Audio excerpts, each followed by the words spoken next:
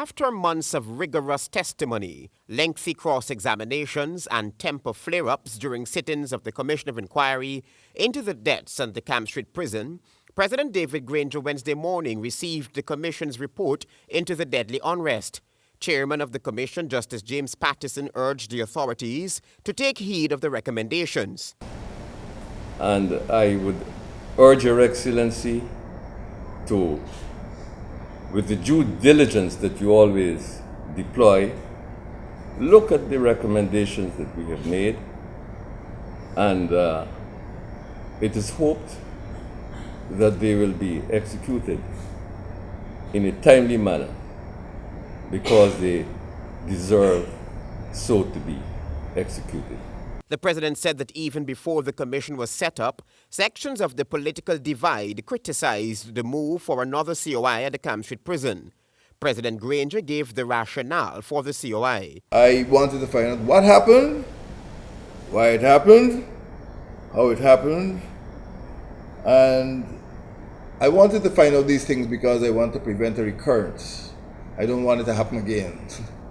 I don't want anybody to die in the prisons under those circumstances or any circumstances. The head of state posited that he had been aware of the problems at the Camp Street prison before the COI into the March 3 disturbances, but noted that the unrest had been a direct result of failure to implement the recommendations of the 2002 jailbreak COI.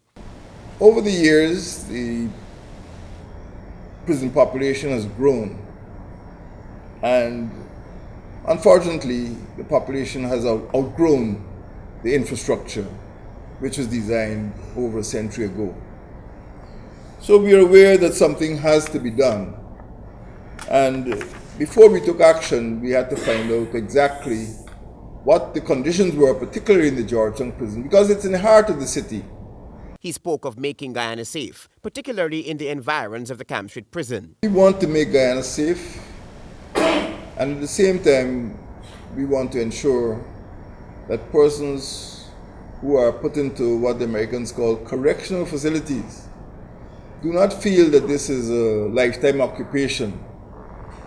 As I said, sometimes, unfortunately, you encounter people who go to the undernaming primary school and then they go to the Camp Street Secondary and end up at the University of Mazaruni.